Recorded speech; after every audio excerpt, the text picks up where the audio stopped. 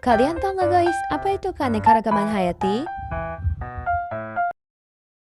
Keanekaragaman hayati adalah suatu keberagaman makhluk hidup yang didasarkan pada ciri-ciri yang dapat diketahui melalui suatu observasi atau pengamatan. Keanekaragaman ini bisa meliputi jumlah atau frekuensi dari ekosistem, spesies, hingga jenis suatu tempat. Singkatnya, keanekaragaman hayati adalah keanekaragaman makhluk hidup yang terjadi karena perbedaan bentuk, ukuran, warna, tekstur, hingga sifat-sifatnya. Keanekaragaman hayati juga sering disebut sebagai biodiversitas. Keanekaragaman hayati yang ada di ekosistem darat memiliki jumlah biodiversitas yang lebih tinggi daripada di ekosistem kutub. Adanya keberagaman hayati yang lebih tinggi ini disebabkan oleh iklim dan cuaca yang berbeda.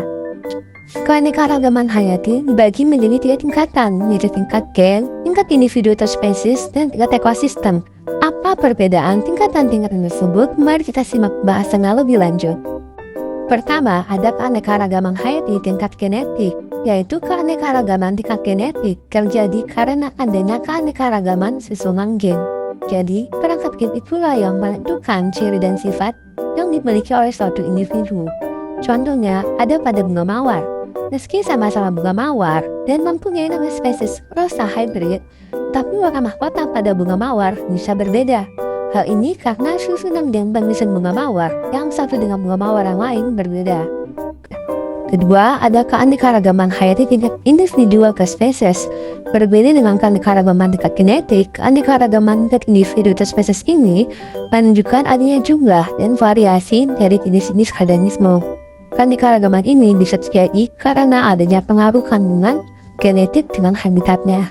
Contohnya pada pohon aren, misalnya yang mempunyai nama latin Arenga pinnata dan pinang yang nama latinnya Areca catechu.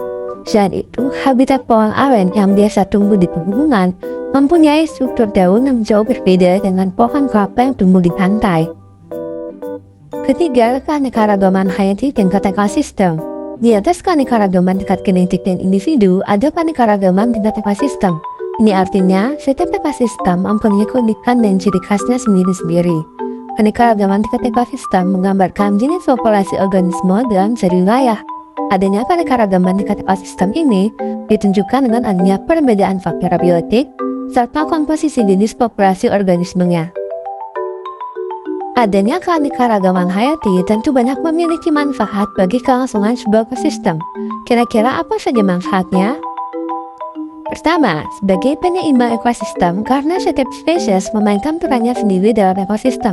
Kedua, sebagai sumber ilmu pengetahuan dan teknologi melalui penelitian pada ekosistem yang terbentuk karena adanya keanekaragaman hayati. Ketiga, untuk menjaga kualitas air melalui keragaman tumbuhan yang membantu proses penyerapan air. Keempat, keanekaragaman hayati disebut mata pencaharian.